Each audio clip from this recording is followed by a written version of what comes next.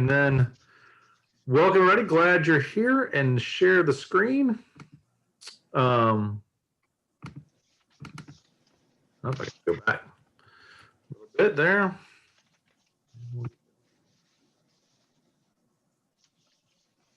we go. All right, so last week, it actually wasn't last week, it was 3 weeks ago. I had this ready for 2 weeks before Thanksgiving, but that's all right. I think we were actually, just so you all know, Karen and Lynn were working on taking baskets to the folks who are shut in the parish for a sort of Thanksgiving/Christmas treat, and it's been probably the best received thing we've done, in a long, long time. At least certainly since COVID started, people have been so happy to have gotten those. So they were off doing their thing, and some other folks were off, so it ended up being Roy and me and my parents just chatting. But we're catching back up. So chapter 16 was last week. We looked at Paraclete, the Comforter, the Spirit of Truth. That was a whole bunch of the prayer in chapter 16. If you don't recall, where Jesus is saying, it's good that I go away so that you can receive the Paraclete, the Comforter, the Spirit of Truth, the Holy Spirit, as we would call now, because the Spirit is going to animate the community, and that's how the community is going to continue. Jesus will no longer be physically present, but the Spirit will be present to help guide us on what to do, in the ways to do it. The real key there with that Spirit, if you don't recall, was it was not the way Paul describes it, where the Spirit gives everybody gifts and we're all part of one body. Instead, it's much more the community comes together. It's much more the Spirit comes to the church as a group, build up the kingdom, not individually. Which is a very different way of having that conversation about what the Spirit will be doing and how the Spirit will be acting. And it's not oppositional necessarily to Paul's image. It's just to say that John has a different theology of the Spirit, an idea that the Spirit comes when two are gathered in God's name, instead of it being purely, I get the charism of cooking and hospitality, let's say, and we all work together to figure out how we can grow. It's a very different way of viewing the church. So now we shift to chapter 17. This is known as the High Priestly Prayer. Now, in all fairness, it's only been called the High Priestly Prayer for about the last 200 years. That's a pretty new title. But it does make sense because Jesus is very clearly closing his time for a prayer over his disciples and the community. This is the last of the discourse narrative, and it's the last thing Jesus says to his disciples before the arrest and the trial and the crucifixion. So this is very, very much a swan song to the community. All right, so we'll jump right in. After Jesus had spoken these words, he looked up to heaven and said, Father, the hour has come. Glorify your Son, so that the Son may glorify you. Since you have given him authority over all people, to give eternal life to all whom you have given him. And this is eternal life, that they may know you, the only true God, and Jesus Christ whom you have sent. I glorified you on earth by finishing the work that you gave me to do. So now, Father, glorify me in your own presence with the glory that I had in your presence before the world existed. I have made your name known to those whom you gave me from the world. They were yours, and you gave them to me, and they have kept your word. Now they know that everything you have given me is from you. For the words that you gave to me, I have given to them, and they have received them, and know in truth that I came from you, and they have believed that you sent me. All right. So obviously it is a prayer. Jesus looked up to heaven and said, we have this very clear idea that while the previous part is a conversation with the disciples, with the folks gathered in the garden, this section is very much addressed to God. Both literally, Jesus is looking to heaven, and also literally, he's very much saying, Father, now glorify me. I mean, it's clearly addressed to God. And this is a common term in Jewish tradition. There's a Moses farewell address and it ends with praise and blessings over Israel, right? So the common thing when someone is dying or about to leave or depart a community, they have this big farewell address, and it's part thanking God for the time together and also a blessing or a sending forth of the community. So this is not something that's alien, and it's certainly not alien to even our traditions. Right? The closing, Washington's farewell address is the same kind of idea, right? So this closing prayer ends the farewell discourse that we've been talking about here for the last 5 chapters. Everything said since the foot washing is loaded into what Jesus says here.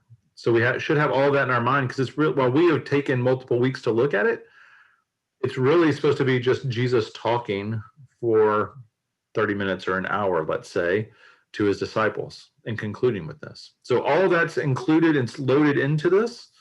And it's a prayer also before the arrest and trial. So we have to look at it through that lens of Jesus knowing very clearly that his time is almost up. And now what am I going to say as my farewell? What are the words that are most important? So it's got a lot of weight within it. And obviously it's clearly a farewell to God and part of the farewell. It's sort of a double address. Jesus is praying for the community, right? We just need to name that. This is sort of those funny things that sometimes people take for granted, because, again, in that Johannine looping conversation, sometimes we get lost in that looping and get confused about what's happening. But what ultimately is happening, Jesus is very clearly praying for the community, praying not just for the disciples, but for any part of the church throughout time, but especially for those gathered with him in those moments. All right. So what I want to look at for a minute is there's a lot of talk of glory. Jesus talks about glorified and being glorify me, I glorify you, let's glorify them, glory, glory, glory, right? So in Hebrew, it is kavod. It is kavod of the Lord. And in Greek, it is the doxa of God. It's where doxology comes from. Doxology are words of glory. So if you've ever wondered about our doxology, when we sing it or say it, it literally is the words that glorify God. So in Hebrew, kavod means glory. I mean, it's correctly translated in both cases, right? But it has this idea of heaviness or weight or weightedness. Someone who bears much heaviness because they are important, powerful, splendor. It's where we'll even talk about who's the heavy, right? Sometimes in a sort of joking fashion, like who's the heavy in the room, who's the person with the most power, is often that idea behind glory in the Hebrew terminology. The glory of God has an idea of radiance in Hebrew, right? Because Moses, his face literally shines with the glory of God, with that kavod, that authority that reflects on him. But even more, there is so much weight and power in that glory of God that no human can bear to see God as a result, right? There's so much glory, there's so much heaviness or power associated there,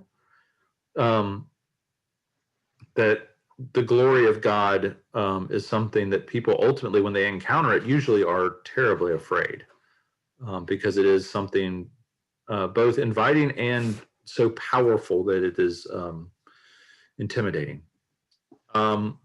Again, it's brightness, the shining radiance of God found in Exodus, and even at the Nativity, right? In a couple of weeks, we'll hear the glory of the Lord shone about them, and they were sore afraid. The doxa in those words. It's that same idea in the New Testament largely. There's this brilliance, this light that sort of emanates, but it also has, it's more than just light, because, the light came on, none of us would necessarily be afraid. There's something more to it. There's, like I said, a power or authority within it, a weightedness, a heaviness towards that glory.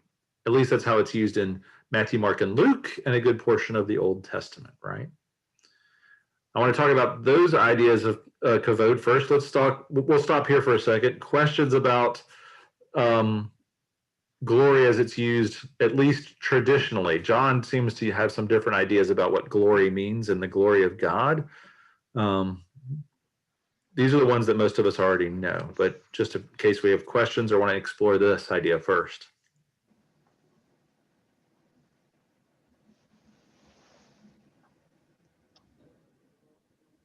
Okay. Well, we'll just jump in and look. So Jesus seems to have a different idea here in the mind in John. That is, seems to be its destiny or even accomplishing God's work and will, right? Those first lines, Jesus says, in doing your will, I have accomplished your glory, right? There's this idea that because I did the things I was supposed to do and the way it was all set out, that is a moment of glory. The crucifixion that's coming up, Jesus constantly says, now is the hour of my glory. Now is the moment, right?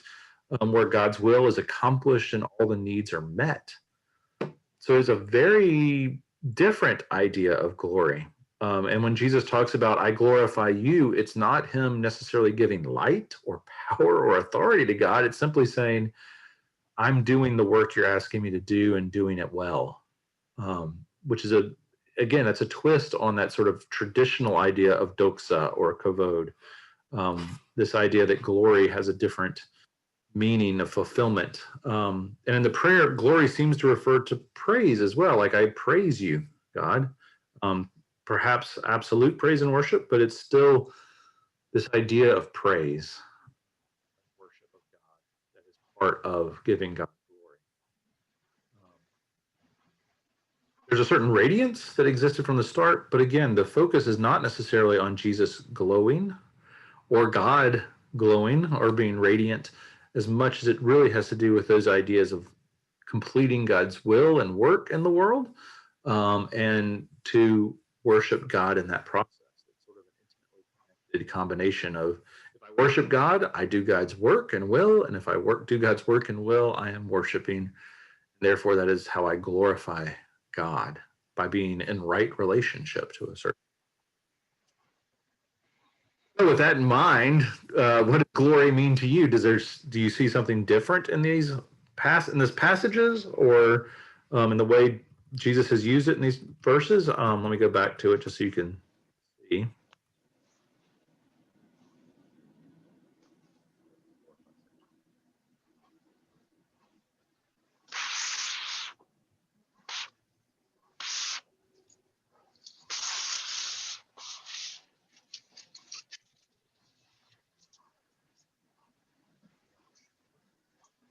I've always just thought of it when I've read these passages before or heard them,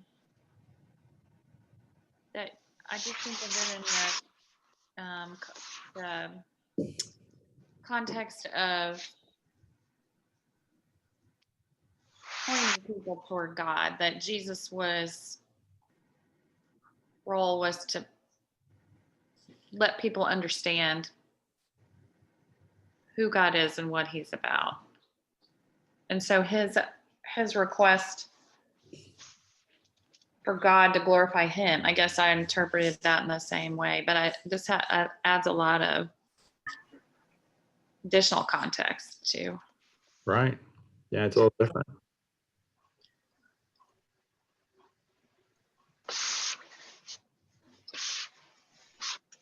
The footnotes in the Oxford annotated say mutual glorifying indicates the ideal relationship. And it says the relationship demands that God in turn glorify Jesus in heaven, not with earned honor, but with restoration of Jesus' eternal glory. It says that, besides the petition and praise, Jesus prays a self-focused prayer. Jesus tells God of his honorable behavior and the accomplishment of what he was sent to do. And it says when it refers to, Jesus says, I have made your name known to those whom you gave me from the world. It says name is not God or Lord, but I am, the name revealed to Moses. Right.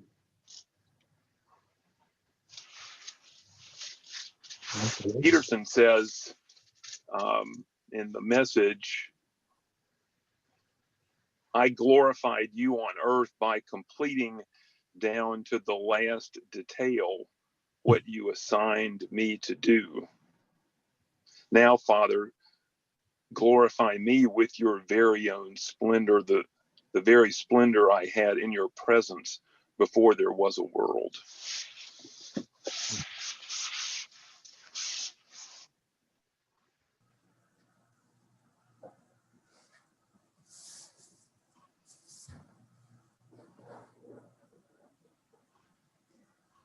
So I'm thinking a parallel thought, well, not so much as how glory is used in this particular verse that we've all been discussing in the very good comments, but Bill mentioned a moment ago other places where glory is used in the Bible, and he mentioned the word fear. So you sometimes hear that together, fear the Lord and glorify him. Mm-hmm. And I'm in another Bible study where we were focusing on Psalms 111 and 112, which both have fear the Lord, one who fears him is wisdom and that sort of thing. But we discussed how fear really is awe of God, and, not to be scared of our God, but to awe and honor him. And it sort of goes hand in hand with glory. That's just a tangential thought that came to my mind since we're talking about glory. Yeah. No, it's good. It's very good. Yeah. No, fear is often pretty intimately related. They spend a lot of, the angels always have to start with, do not be afraid, right? It's always, right. Their opening line to every human they meet is like, don't be afraid. But there is this idea of that glory of God is fear inducing. Or in Greek, you probably all actually know the word in Greek for fear, phobia. Phobia is the Greek word for fear. It hasn't gotten changed too much in our language. Yeah.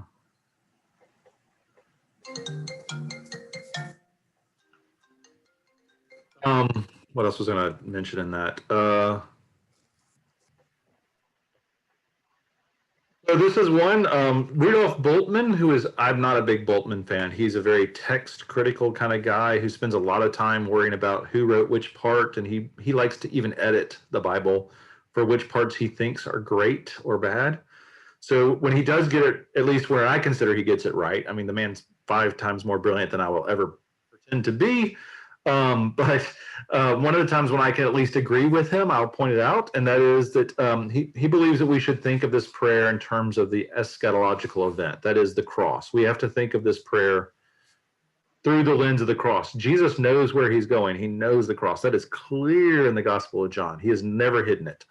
And so we should hear this entire prayer when Jesus is saying, glorify them in that terms. That is that the one who was with God in the beginning, as we heard in the very beginning of the book, right? And the prologue, before in the beginning was the Word, and the Word was with God, and the Word was God, long before the earth or anything else. So pre-existent being is there, and is also the one who will return to that glory with God and was made flesh, right? So we should be thinking of this in a larger conversation. That is, here is literally God made man in front of us, who remembers what it was from the beginning of time and is now returning to God at the same time. And so his prayer is not one that all of us might make about like, oh God, take care of my friends. It's much more like, God, we're finishing up the work that we started before time itself, that there's a larger sort of complex. And so the quote he uses is to speak of Jesus's return to God and the glory that he had before creation does not negate the incarnation, but rather reinforces its scandal. That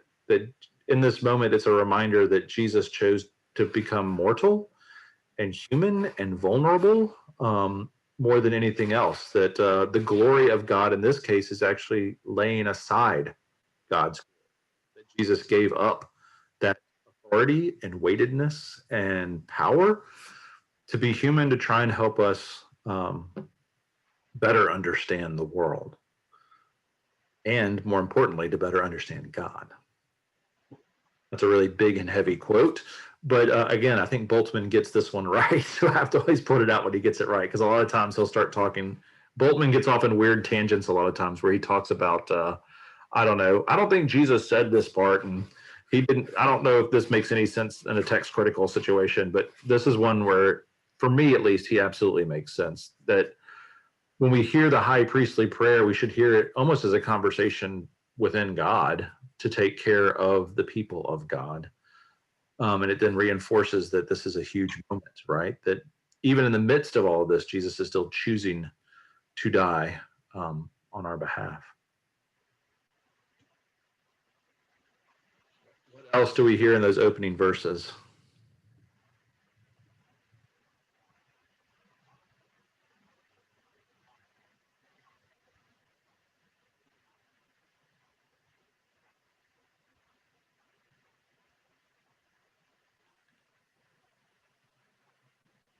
Or we can keep it, we'll push on. There's plenty. So I am asking God on their behalf. I'm asking on their behalf. I am not asking on behalf of the world, but on behalf of those whom you gave me, because they are yours. Mine are yours, and yours are mine. And I have been glorified in them. So now we have a different use of glorified there, right? Like somehow being with them, being with humanity has created a glory in Jesus, that fulfilling his possible process of teaching and sharing God, but it's not super clear there. And now I am no longer in the world, but they are in the world, and I am coming to you. Holy Father, protect them in your name that you have given me, so that they may be one as we are one. I have given them your word, and the world has hated them because they do not belong to the world, just as I do not belong to the world. I'm not asking you to take them out of the world, but I ask you to protect them from the evil one. They do not belong to the world, just as I do not belong to the world. Sanctify them in the truth. Your word is truth. The glory that you have given me, I have given them, so that they may be one as we are one. I and them, and you and me, that they may become completely one, so that the world may know that you have sent me and have loved them even as you have loved me. Okay. So the second section features prayers, obviously, for the community. Before, it was sort of this idea of how Jesus has lived into the glory of God, lived into the authority and glory of God, but also into the submission to his will. In this case, Jesus is speaking to God and not to the community. So this is a critical thing to name, because what has happened with this section is very clearly that time is a little bit loose. Jesus is speaking to God who is beyond time and is sort of remembering when he also is beyond time, right? So he talks about, like, I'm no longer in this world. I am coming to you, except for you're sitting right next to these people and he hasn't been crucified yet. So it's a sort of weird time logic loop that gets caught there, right? When he starts saying these things. And he'd said it earlier, if you remember, he said that when I am no longer with you, or I'm no longer here, and poor Thomas goes like, wait, where are you going? What are you talking about, Jesus? I love Thomas for that, if nothing else. He starts going like, what, dude, you're sitting right next to me. What are you saying? So some scholars want to say that this proves that the prayer was originally after the resurrection. There's some text critical question there. Not that we have any Bibles that say that, but just because Jesus says, I am no longer in the world, people want this to be something that he might have said at a different time. But I think the better reading is just that Jesus and God are beyond time, and certainly our understanding of it.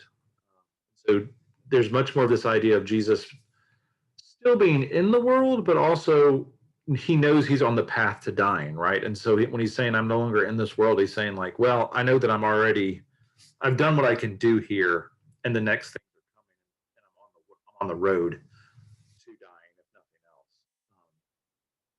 But those are the things people get anxious about. But here's the key part for the prayer. Gail O'Day is the one who writes the New Interpreter's Bible Commentary, and I think it's a helpful way to look at it. As Jesus prays for the community, he does not pray for them to do everything right, or for them to have wise leaders, or for the community leadership at all, right? So if you think about farewell addresses, whether you're talking about Washington or Moses or anybody else, a lot of times they're praying and wishing they're giving advice to the next leaders, right? And the next people who are going to take over. This is how we should lead the community. And don't be sure not to get caught up in international disputes and don't mess up with all these other things. But Jesus pointedly does not pray for anyone to do anything right, for the whole community to be perfect, for the best leaders, or anything with the community at all in that terms of leadership. Instead, the highest goal of Jesus's prayer is for God to take over the community. Right? It's for God to be the one who loves the community, for God to be the one who gives them all the gifts they need, for God, through the Spirit, to give them the ability to come together as one. In this case, the highest goal even of the community then is reconciliation, not leadership or the best buildings or the best programs. So the community in turn will be best served following God and not human leaders or human interpretation or human skill. Nowhere in this prayer do you find that. Actually, nowhere in the whole discourse do you find that. At no point does Jesus say, oh, I'm going to send you the best people and we're going to have the smartest priests and the best bishops and all that kind of stuff. And if you've been around for a while, you know that all of us are pretty fallible. So it's a good thing he wasn't promising that, because none of us have delivered yet. But the idea clearly is that the church is going to be best served when it's following God and trying to figure out what God calls them to do, not waiting for someone else to interpret it for them, not waiting for someone else to tell them how it's going to work, or even then, not for the community to go, oh, if we just gather together and do everything just right, then everything will be well either. It's all, how does the community trust in what God is doing, not what we're always doing.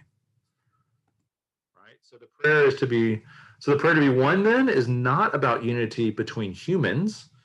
And this is one thing that does make me sad, because there's lots of ecumenical groups that are working towards, figuring out ways for the Catholic Church to work with the Episcopal Church and to work with the Methodists. And they'll say, look, Jesus prays for us all to be one. We should work on knocking down the barriers between denominations. I think we should work for it, but that's not what Jesus is praying for here. Jesus is praying that humanity should seek union with God. As you and I are one, God, I pray that they are one, not with each other as much as with God. The idea here is, how do we try to seek union with God, and therefore we're in right relationship with everyone at that point, right? It's got an idea that we're supposed to be one together as a church, but the greater goal is to how do we seek this ecstatic union that Jesus has with God as part of the Trinity. That's pretty big, obviously. What else do we see in these passages? Because this is a pretty big, it's a well-known section, right? Because we always hear these lines, I pray that you make us one as you. There it is in the bottom. So they may be one as we are one. The one other thing, just to name, verse 15 at the end there, but I ask you to protect them from the evil one. This is the same Greek turn of phrase as the Lord's Prayer. And it can be translated either way. This is just so you know this about the Lord's Prayer, right? So deliver us from evil can also be translated deliver us from the evil one. In the same way, like in English, right? We can say the good, the bad, and the ugly, right? In the old Clint Eastwood show. Understood the idea that there's the good person, the bad person, and the ugly person, right? The good, the bad, and the ugly. In this case, Greek does the same thing. You could just say, oh, save them from evil, protect them from evil, or protect them specifically from Satan, from the evil one, right? And so when we say the Lord's Prayer, there's a little bit of question amongst scholars there about, did Jesus mean to say, deliver us from evil in a universal sense, or Satan in a specific sense, right? Personification of that evil. We've chosen evil, obviously, in English to mean it broadly, but it could go either way. So my Bible, which is a King James version, Nave Study Bible, it says, keep them from the evil, but it has a footnote that says the evil one. So, and then I was going to note that verse 10,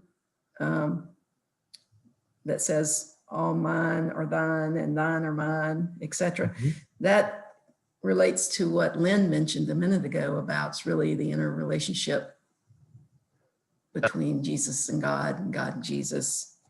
And we're sort of folded in with that as well. Right.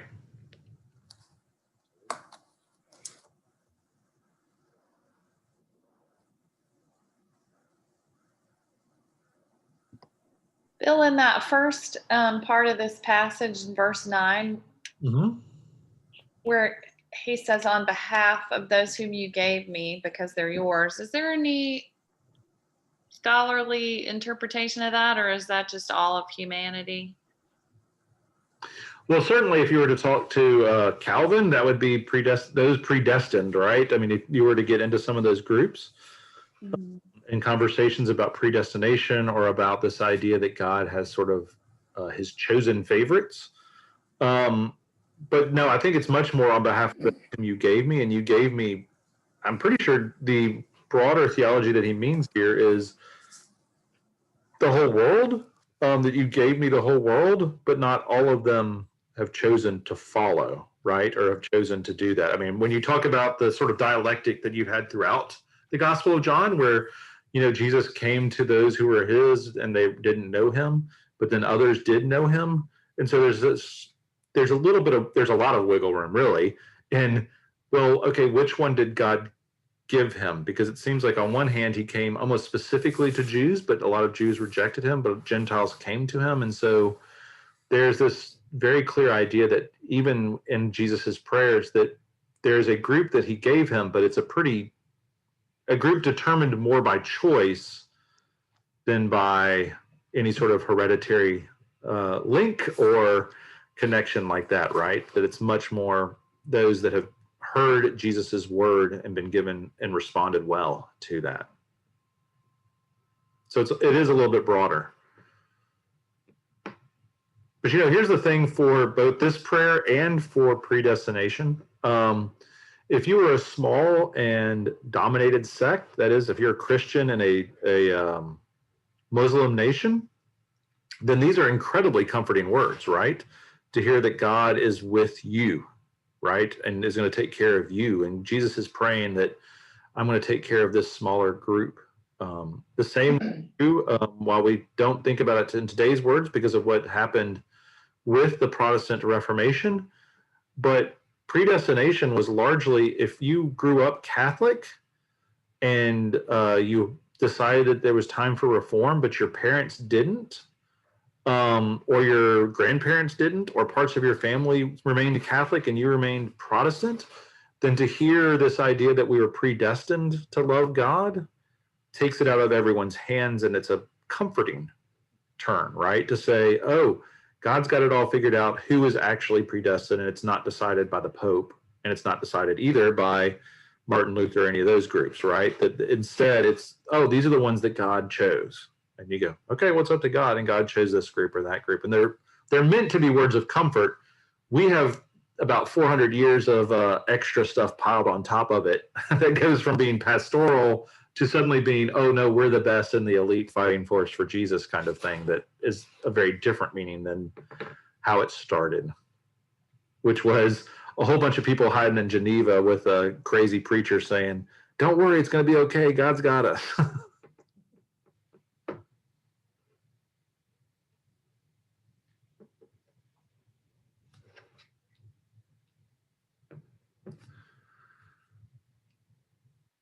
All right. Anything else for this section? There's just one short little coda here. Well, I'm looking at some notes I have from a class I received from a priest some years ago on this that I thought was really good. And the handout says, in 1 John, we read that God is love and Jesus is the incarnation of that love. And we are to become one heart and mind unified and together in a mature oneness resulting from loving one another as he loved us. This is the essence of this prayer. Goes on to say, prayer is the way Jesus stayed aware of his Father's presence Mm. He and his Father intend the same for us and all others. Jesus' prayers for our togetherness and our oneness of heart and mind, that oneness with the Father and Son, will allow us to experience the kingdom, know the will of God, and receive the comfort and direction of the Holy Spirit.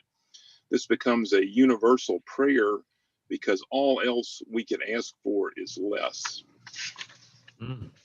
Mm-hmm. Absolutely.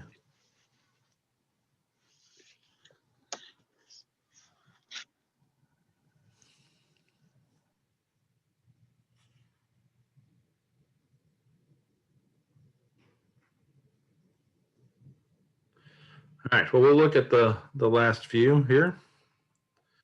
Verses, Father, I desire that those also whom you have given me may be with me where I am, to see my glory, which you have given me because you loved me before the foundation of the world. Righteous Father, the world does not know you, but I know you, and these know that you have sent me.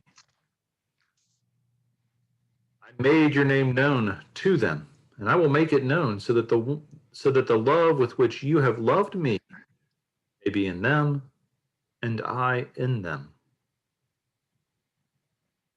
That's it. So this final section is talking again about union between Father, Son, and the community, right? So previously, Jesus had sort of introduced the idea that he wanted the community to be one as the Father and Son are one. But again, that idea being drawn up here, he makes it explicit that it's very much union between the church and the Father and the Son, right? That there's a certain degree of Trinity there, without the Spirit being mentioned, that Jesus is praying for the community. That's the true way the church will survive and will flourish, is if it is in unity and knows that Spirit of truth. So again, glory is used in some different ways.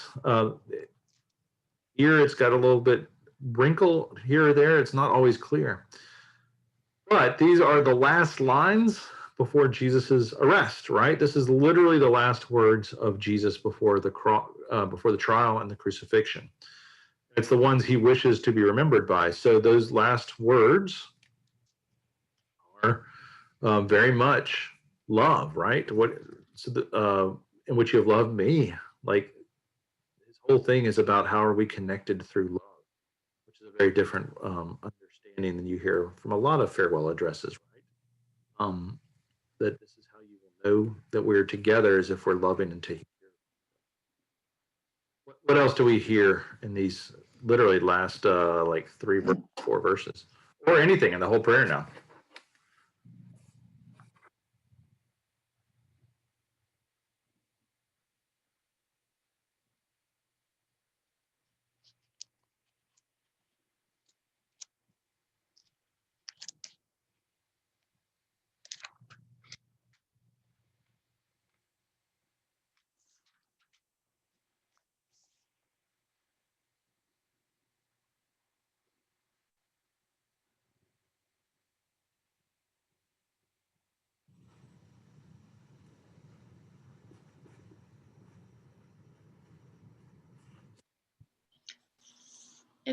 It seems like a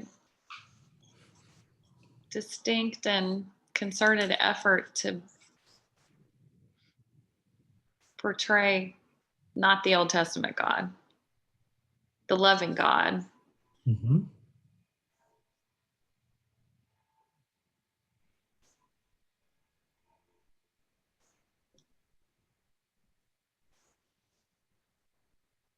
So I would gently say to you, Karen, the Old Testament God's pretty loving too. He tends to get a bad rap in the Old Testament. You know, it is the 23rd Psalm that we like to say, and there's a lot of others that we use from the Old Testament that's God absolutely about love. It's just not always as explicit as we make it in the New Testament, right? Right. Like here we literally say like, oh, love them, love me, let's love each other kind of thing. That's much more explicit. But the Lord is my shepherd, I shall not want is absolutely that loving image of one who cares for us. Yes, duly noted. Yeah. You're not completely wrong, because he's also the God who says kill everybody in Palestine, and you're like, genocide God, that's not a good combo.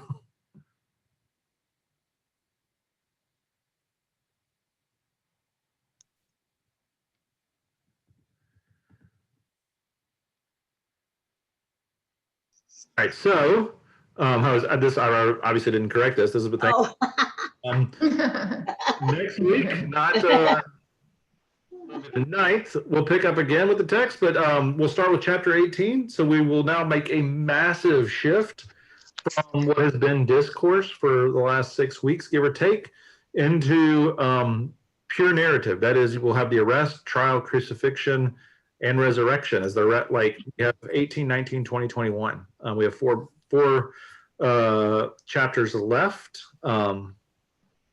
which are some of the most fascinating in the whole, really the totality of Scripture. Quite frankly, in my opinion, it's some of the most well-told stories and ones that have a very specific way of telling it in the Gospel of John. That's very fascinating. Anything else we want to engage, or any other